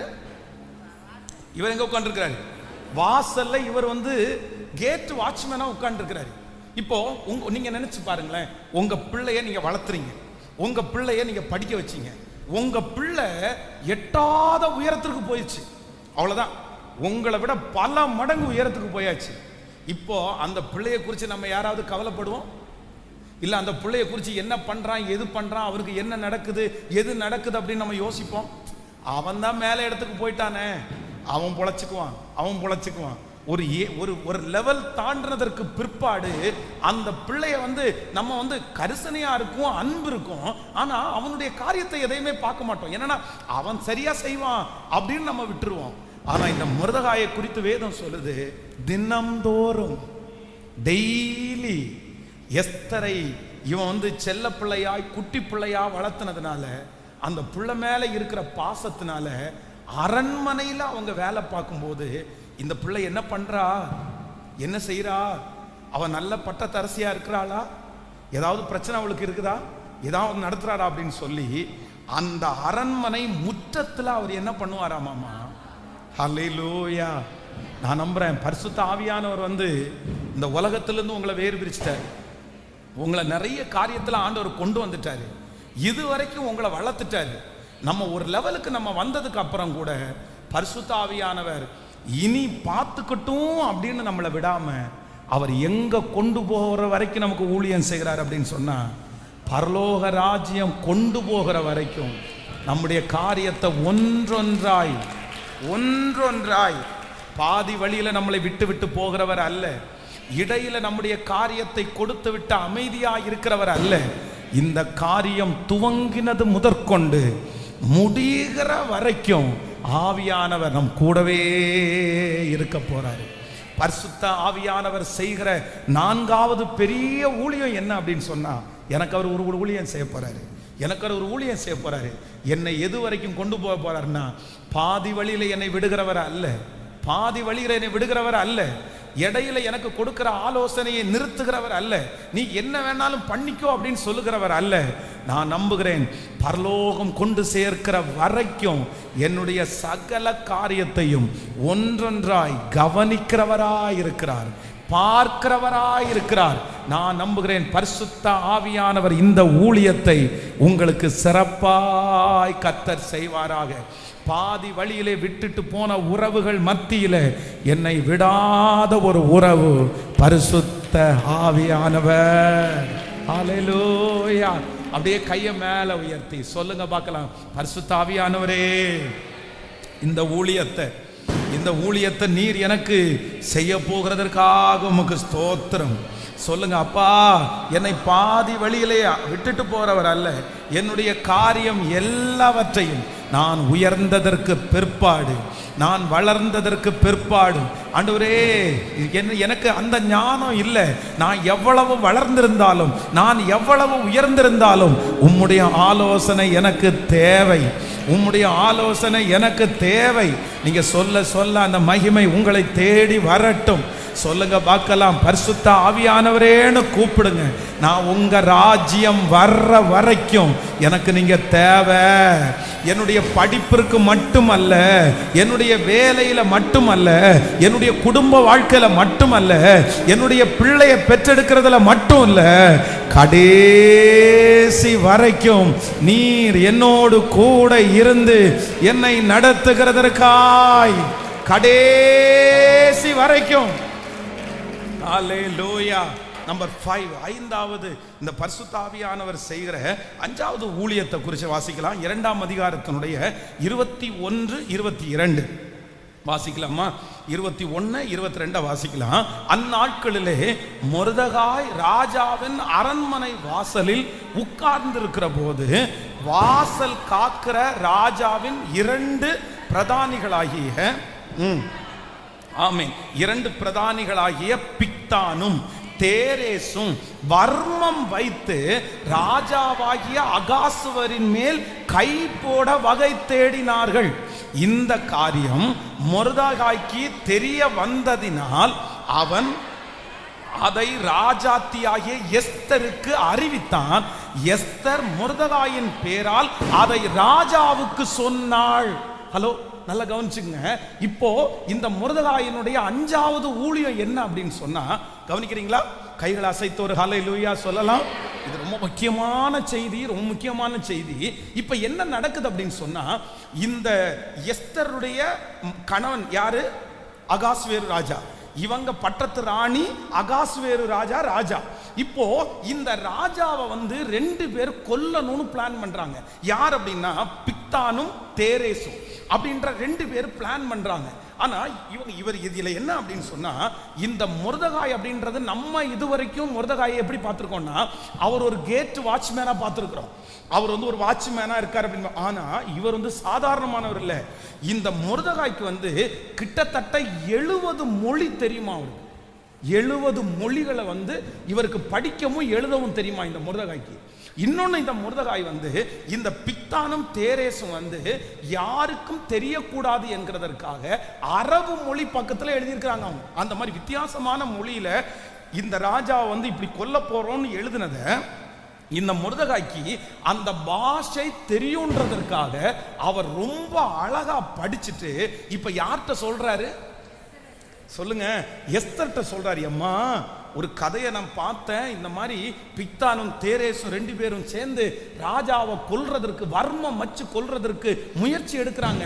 நீ என்ன பண்ணுனா, உடனே போய் ராஜாவுக்கு இதை அறிவிச்சிரு அப்படின்னு சொன்ன உடனே இந்த எஸ்தர் ராஜாவுக்கு சொன்ன உடனே ராஜா டெஸ்ட் பண்றாரு. செக் பண்ணி பார்த்தா இவங்க 2 பேரும் ராஜாவை கொல்றதற்கு அதே மாதிரி பிளான் பண்ணியிருக்கிறாங்க. உடனே இவங்க 2 பேருக்கும் பனிஷ்மெண்ட் கொடுத்து அந்த ராஜா அந்த நாள் அந்த புஸ்தகத்துல இவனுடைய பேரை அந்த இடத்துல எழுதிடுறாங்க. அப்போ பரிசுத்த ஆவியானவர் நமக்கு செய்கிற 5வது ஊழியம் என்ன அப்படின்னு சொன்னா, நமக்கு விரோதமாய் சத்துரு போடுகிற தீர்மானங்கள், திட்டங்கள், இதை எல்லாத்தையும் நமக்கு விரோதமாய் பண்ணப்படுகிற ரகசியங்களை நமக்கு சொல்லி கொடுக்கிற ஊழியத்தை பரிசுத்த ஆவியானவர் நமக்காய் செய்கிறார். ஆமென் சொல்லுங்க. கர்த்தர் உங்களுக்கு, பரிசுத்த ஆவியானவர் உங்களுக்கு ரகசியங்களை சொல்லி கொடுக்க போறாரு. இதற்கு பிறகு ரகசியங்களை நீங்க தெரிஞ்சு கொள்ள போறீங்க. உங்களுக்கு விரோதமாய் யார் எழும்புகிறார்கள் என்கிற ரகசியத்தை ஆண்டவர் சொல்லி உங்களை அதிலிருந்து கர்த்தர் காப்பாற்ற போறாரு. உங்களுக்கு விரோதமாய் சத்துரு வைக்கிற முயற்சிகளை எல்லாம் கர்த்தர் பரிசுத்த ஆவியானவர் அறிந்து கொண்டு உங்களை தப்புவிக்கிறதற்கு ரகசியங்களை கற்றுக் கொடுக்கிற பரிசுத்த ஆவியானவர். ஆமென் சொல்லலாம். உங்களுக்கு விரோதமாய் வைக்கப்படுகிற கண்ணிகளை கர்த்தர் உங்களுக்கு தெளிவாய் கர்த்தர் காண்பிப்பாராக. உங்களுக்கு விரோதமாய் மனிதர்கள் வைத்திருக்கிற சில ஆபத்துகளை பரிசுத்த ஆவியானவர் உங்களுக்கு தெளிவாய் காண்பித்து அதிலிருந்து கர்த்தர் உங்கள் ஜீவனை கிருபையாய் கர்த்தர் காப்பாற்றுவாராக. ஹல்லேலூயா. கைகளை உயர்த்தி பரிசுத்த ஆவியானவரை பார்த்து சொல்லுங்க, பரிசுத்த ஆவியானவரே நீர் எனக்கு வேண்டும், நீர் எனக்கு வேண்டும். முழு பலத்தோடு ஆண்டவரே எனக்கு விரோதமாய் என் ஜீவனை ரட்சிப்பதற்காக, என் ஜீவனை ரட்சிப்பதற்காக நன்மை எது தீமை எது என்று அறிந்து கொள்வதற்குரிய அந்த ரகசியங்களை சொல்ல சொல்ல அந்த மகிமை உங்களுக்கு வரட்டும்.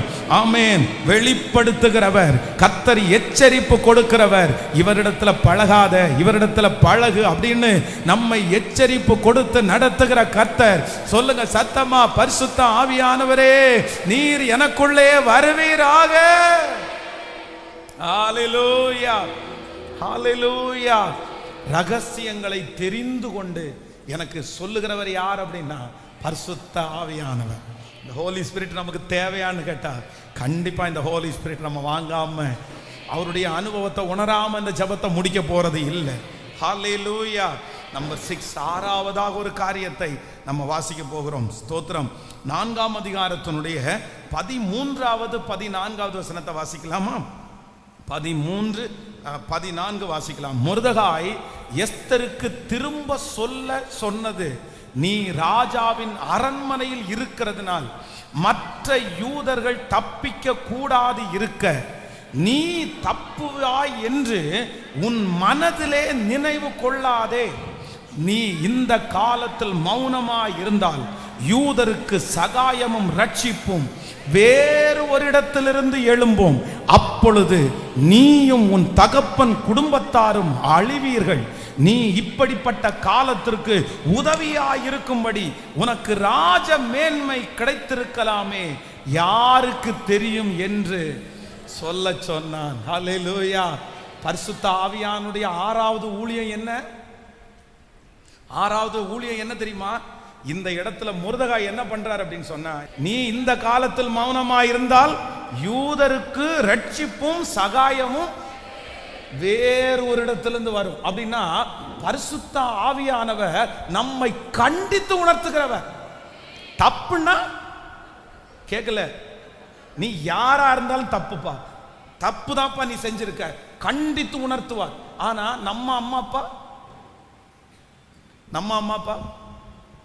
எப்படி கண்டித்து உணர்த்துவாங்க? நான் ஊர்ல இருக்கும்போது நைட்டு எங்க வீட்டில் டிவி இருக்காது.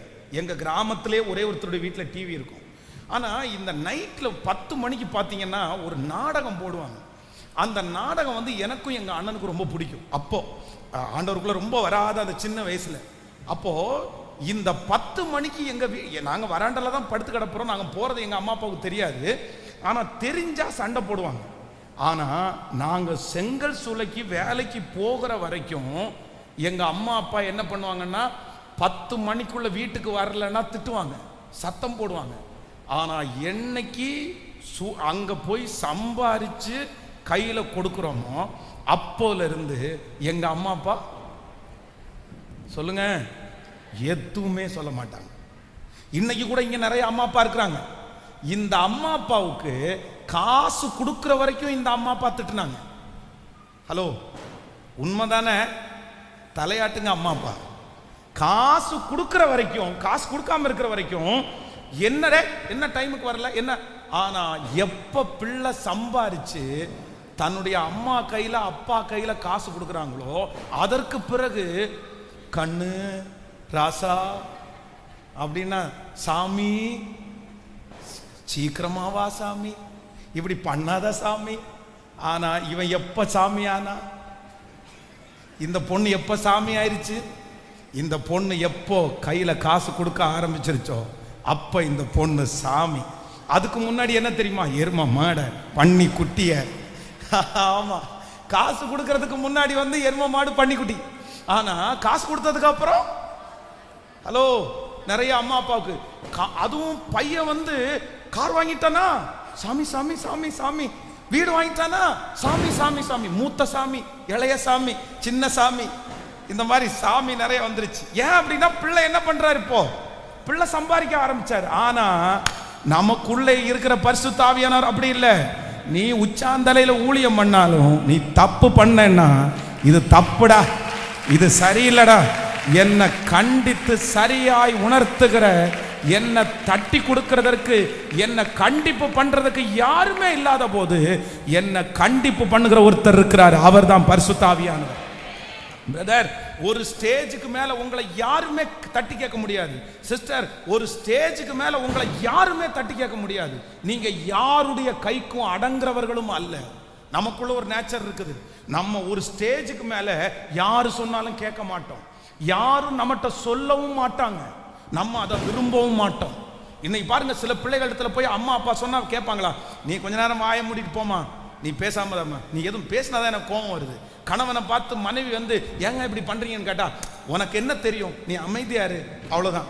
மனைவியை பார்த்து கேட்டா உங்களுக்கு என்னப்பா தெரியும், நீ கொஞ்சம் அமைதியா இருங்கப்பா.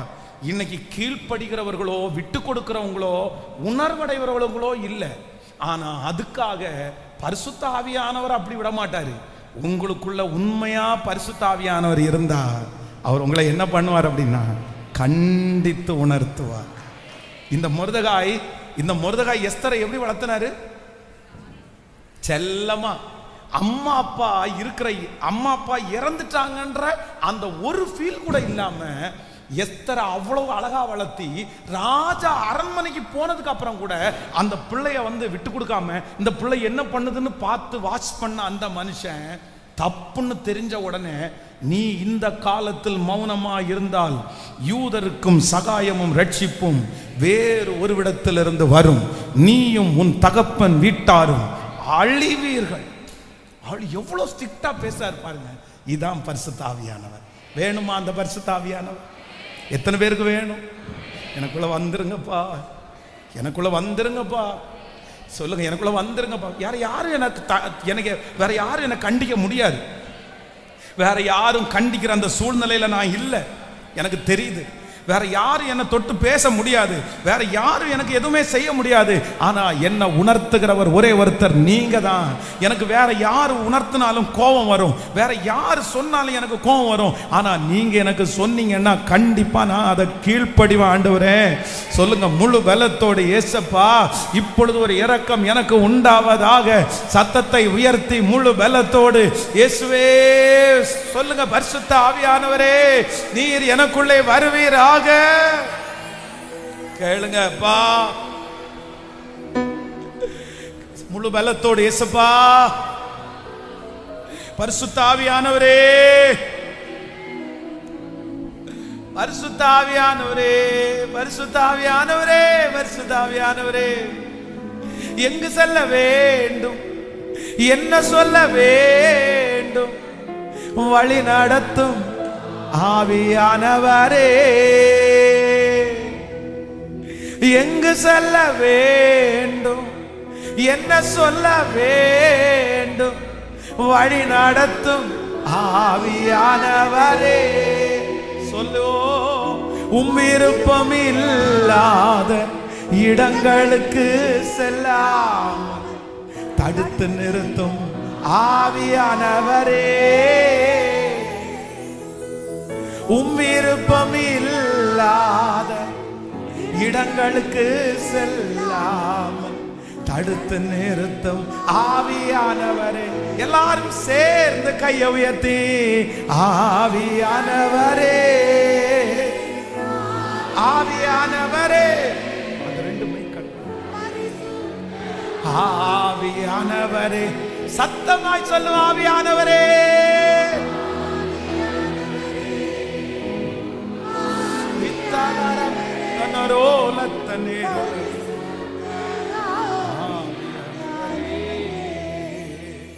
ஹல்லேலூயா. நம்பர் 7, ஏழாவதாக இந்த பரிசுத்த ஆவியானுடைய கடைசி ஊழியம். சொல்லுங்க, வாசிக்கலாம். அந்த வசனத்தை கூட வாசிச்சு நம்ம முடிக்க போறோம். 8ஆம் அதிகாரத்தினுடைய 9வது 10வது வசனத்தை வாசிக்கலாமா? 8ஆம் அதிகாரம் 9, 10.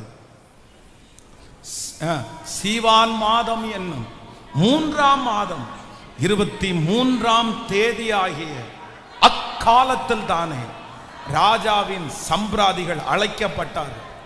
மொர்தெகாய் கற்பித்தபடியெல்லாம் யூதருக்கும் இந்து தேசம் முதல் எத்தியோப்பியா தேசம் வரை மட்டுமுள்ள 127 நாடுகளின் தேசாதிபதிகளுக்கும் அதிபதிகளுக்கும் அதிகாரிகளுக்கும் அந்த நாட்டில் வழங்கும் அட்சரத்திலும் அந்தந்த ஜாதியார் பேசும் பாஷையிலும் யூதருக்கும் அவரவர்கள் அட்சரத்திலும் அவரவர்கள் பாஷையிலும் எழுதப்பட்டது.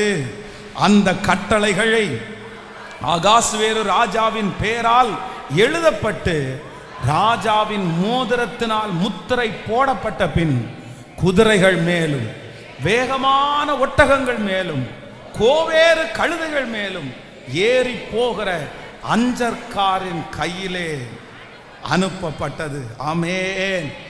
நம்பர் 7, ஏழாவதாக இந்த மொர்தெகாயின் மூலமாக எஸ்தருக்கு ஒரு ஊழியம் நடக்குது. என்ன ஊழியம் நடக்குது அப்படின்னு சொன்னா, இவர்களுக்கு விரோதமாய் எழும்பப்பட்ட அந்த திட்டம் ஃபர்ஸ்ட் போன கடிதாசி ஃபர்ஸ்ட் போன லெட்டர் ஒரு பாஷையில ஒரு லெட்டரை எழுதி ஒரு முத்திரை போட்டு அவ்வளவுதான். கொஞ்சம் அஞ்சல்காரர் கையில கொடுக்கப்பட்டு அப்படின்னா போஸ்ட் கொடுத்து அவ்வளவுதான். போய் ஒரு 10 நாள் 20 நாள் அந்த போஸ்ட் போய் சேர்ந்துருச்சு. ஆனா இப்போ மொர்தெகாய் என்கிற ஒரு மனுஷன் அங்க இருக்கிறதுனால அவரவர் பாஷை 127 நாடுகளுக்கும் 127 பாஷை இருந்துச்சுன்னா இந்த மொர்தெகாய் தான் கிட்டத்தட்ட 70 பாஷை தெரியும்ல. எல்லாம் தனித்தனியா அவங்க பாஷையா தனி லெட்டர் போட்டு எழுதி. இதுல ரொம்ப ஆச்சரியமான ஒண்ணு என்ன அப்படின்னு சொன்னா, இந்த யூத ஜனங்களுக்கு விரோதமா போன லெட்டர் ஸ்லோவா தான் போயிருச்சு. ஆனா இவங்களுக்கு சாதகமான போன லெட்டர் வேகமா போயிருச்சு. அது ஒரு மாசத்துல போய் சேர்ந்துச்சு. இது ஒரு நாளையிலே போய் சேர்ந்துருச்சு. அவங்க குதிரையில ஏறி அப்படியே வேகமா புறப்பட்டு போய், ஆமேன், கெட்ட செய்தி இவங்களுக்கு ஸ்லோவா சேர்ந்துச்சு. ஆனா நல்ல செய்தி இவர்களுக்கு வேகமா சேர்ந்துருச்சு. நான் நம்புறேன், நான் விசுவாசிக்கிறேன். இன்னைக்கு இந்த சத்தத்தை கேட்கிற ஆண்டவருடைய பிள்ளைகளே, அந்த காலத்துல கெட்ட செய்தி ஒருவேளை பல மாதங்களுக்கு முன்னாடி பல வருஷத்துக்கு முன்னாடி உங்க காதுகளில் வந்திருக்கலாம். ஆனா கர்த்தர் உங்களுக்கு வாக்கு கொடுக்கிறார். நல்ல செய்தி மிக வேகமாய் ஒரு நல்ல செய்தியை கர்த்தர் கேட்க பண்ணுவார். நிச்சயமாய் கேட்க பண்ணுவார். உங்களுடைய கெட்ட செய்திகள் மாறி ஒரு நல்ல செய்தி உங்களுடைய காதுகளிலே கேட்கப்படும். ஹல்லேலூயா. பரிசுத்த ஆவியானவர் செய்கிற 7வது ஊழியம் ரொம்ப அழகா இருக்குது. சத்துருடைய சதி திட்டங்களை நமக்கு விரோதமாய் எழும்புகிற சத்துருடைய சதி திட்டங்களை பரிசுத்த ஆவியானவர் நிர்மூலமாக்குகிறார். ஹல்லேலூயா. இப்ப எத்தனை பேர் வேணும்னு கேட்குறீங்க? பரிசுத்த ஆவியானவருக்கு இடம் கொடுங்க. இந்த சத்தத்தை கேட்கிறவங்க நீங்க எங்க இருந்தாலும் ஹோலி ஸ்பிரிட் உங்களுக்கு தேவை. காரியம் மாறுதலாய் முடிந்தது. அப்படியே சொல்லிக்கொண்டே எழும்புங்க. காரியம் மாறுதலாய் முடிந்தது. ஆன்லைன்ல இருக்கிற ஆண்டவருடைய பிள்ளைகள் அப்படியே இந்த கடைசி ஜெபத்திற்கும் நீங்கள் இருக்கும்படியாய் உங்களை அன்போடு கேட்கிறேன். Thank you Jesus. சொல்லுங்க, காரியம் மாறுதலாய் முடிந்தது.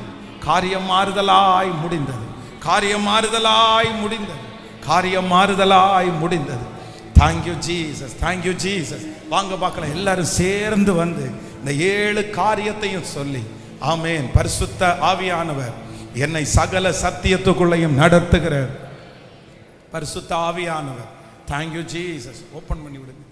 Thank you Jesus. ஹல்லேலூயா.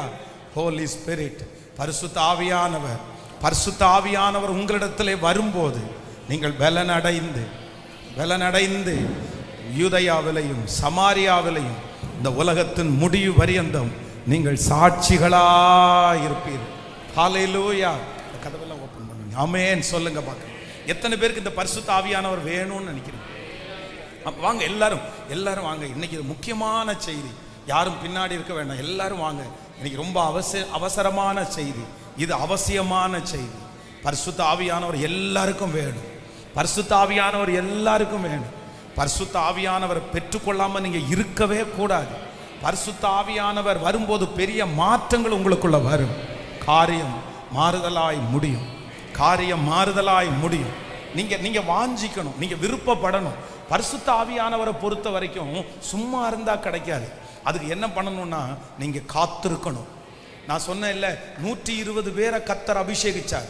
ஆனா ஸ்டார்ட் பண்ணது 120 பேர் கிடையாது, ஆயிரக்கணக்கான பேர்.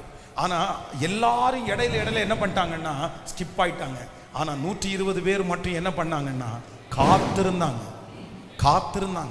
வெயிட் பண்ணாங்க. உடனே பரிசுத்த ஆவியானவர் அந்த 120 மேல அப்படியே இறங்கினார். அந்த 120 மேல இறங்கின உடனே அவங்கள கொண்ட அற்புதங்கள் நடந்துச்சு. அவங்களுடைய ஊழியத்தில் 5000 பேர் ரட்சிக்கப்பட்டாங்க. அப்படியே அவங்களுடைய பிரசங்கத்தில் ஆவியானுடைய மகிமை ஊற்றப்பட்டது. எல்லா ஊழியக்காரங்களை நீங்க வேதத்துல வாசிச்சு பாருங்க. அவ்வளவு பலவீனமா இருந்தவங்க எல்லாம் எப்படி ஸ்ட்ராங் ஆனாங்க தெரியுமா? ஹோலி ஸ்பிரிட், பரிசுத்த ஆவியானவர் வந்த உடனே அவங்களுக்குள்ள ஒரு பெரிய தைரியம் வந்துருச்சு. உங்களுக்கு ஆவியானுடைய தொடுதல் உங்களுக்குள்ள வேணும். வாலிப தம்பி தங்கச்சி, உனக்குள்ள கண்டிப்பா ஹோலி ஸ்பிரிட் வேணும். நீ கண்டிப்பா பரிசுத்த ஆவியானவரை நீ பெற்றுக்கொண்டுதான் ஆகணும். நீ பெற்றுக்கொண்டாதான் நீ நல்லா இருப்ப. அதனால இன்னைக்கு இருக்கிற பிள்ளைகளுக்கு கை தட்டுறதுக்கு விருப்பம் இல்லை. இன்னைக்கு இருக்கிற பிள்ளைகளுக்கு அந்நிய பாஷையில பேசுறதுக்கு விருப்பம் இல்லை. இல்ல, அந்நிய பாஷை அனுபவம் ஒரு பெரிய அனுபவம். நீ வெட்கப்படவே கூடாது. நீ அதான் ஆண்டவர் சொல்லும் போதே என்ன சொல்றாருன்னா, நீ வெட்கப்படாத ஊழியக்காரனாயும்.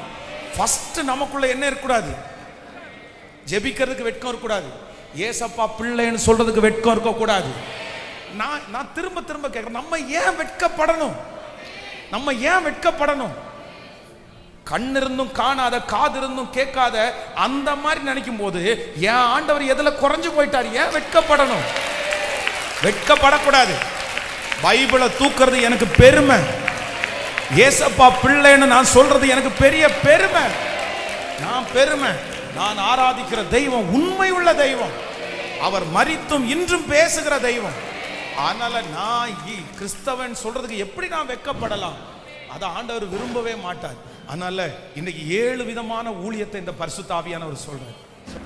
லோதரம் தனதியாலதரஹதலரியாகதரம் லோதரம் சலதேரம் தனமௌரஹதலரம். Thank you Holy Spirit. Thank you Holy Spirit. Thank you Holy Spirit. 36வது நாளுக்காக ஸ்தோத்திரம். நீர் எங்களுக்கு நிழலிட்டதற்காக ஸ்தோத்திரம். நீர் எங்களுக்கு செய்ய போகிற ஊழியத்திற்காக ஸ்தோத்திரம். நீர் எங்களுக்கு செய்ய போகிற ஊழியத்திற்காக ஸ்தோத்திரம். நீர் எங்களுக்கு செய்ய போற 7 விதமான ஊழியத்திற்காக ஸ்தோத்திரம். பரிசுத்த ஆவியானவரே, இதற்கு பிறகு உங்களை நாங்க அனுபவிக்கணும். எங்க பிள்ளைகள் ஒவ்வொருத்தரும் அனுபவிக்கணும் ஆண்டவரே. இந்த சத்தம் யாருடைய காதுகளில் எல்லாம் தொனிக்கப்படுகிறதோ காரியம் மாறுதலாய் முடியும். இன்றைக்கு கொடுத்த அந்த வாக்கு தத்தத்தை எங்கள் பிள்ளைகள் மேல் ஆம் என்றும் ஆமென் என்றும் அப்படியே நிலைப்படுத்துகிறதற்காக ஸ்தோத்திரம் ஆண்டவரே. அப்படியே நாள் நெருங்க அந்த 100 நாளுக்கு நேரம் நாங்க போக அபிஷேகத்தினுடைய லெவல் அதிகமாகட்டும். ஆவியானுடைய நடத்துதல் அப்படியே அதிகமாகட்டும். இயேசுவே, எங்களை தூக்கி எடுத்துருங்க ஆண்டவரே. இந்த 100 டேஸுக்குள்ள எவ்வளவு பெரிய குழியில என் பிள்ளை கடந்தாலும் அங்க இருந்து உங்க கரம் தூக்கி அரண்மனையின் மேல, பெரிய இடத்துல, மலைக்கு மேல நிக்க வைக்கிறதற்காக ஸ்தோத்திரம். உங்க பாதத்தை முத்தம் செய்கிறோம். உடைய பிள்ளைகள் ஒவ்வொருவரையும் உடைய ஊழியக்காரனாக நான் ஆசீர்வதிக்கிறேன். ஐயா, எங்க பிள்ளைங்க அனுப்பின ஜெப குறிப்பை கேட்டுருங்க ஆண்டவரே. என் பிள்ளைகளுடைய இருதயத்தில் இருக்கிற பாரத்தை இறக்கி வைங்கப்பா, இறக்கி வைங்கப்பா. இந்த 100 நாள் ஜெபம் முடிகிறதுக்குள்ள கோசே நாட்டில் இருக்கிறவங்களுக்கு ஒரு வித்தியாசத்தை காண்பிக்க முடியும்னா எங்க பிள்ளைகளுக்கு ஒரு வித்தியாசத்தை கண்டிப்பா காமிக்கணும். இந்த 100 days உங்களை தேடுறவங்களுக்கு ஒரு வித்தியாசம் இருக்கணும். ஹல்லேலூயா. இந்த திருச்சபையை நேசிக்கிற இந்த ஊழியத்தை தாங்குற ஒவ்வொரு பிள்ளைகளையும் நீங்க பிளஸ் பண்ணுங்க ஆண்டவரே. அவங்க நல்லா இருக்கட்டும் ஆண்டவரே, அவங்க ஆசீர்வாதமா இருக்கட்டும். இன்னைக்கு அவங்க படுகிற கஷ்டம் இனி திரும்பி அவங்களுக்கு இருக்கவே கூடாத அளவிற்கு கர்த்தர் ஆசீர்வதியும்.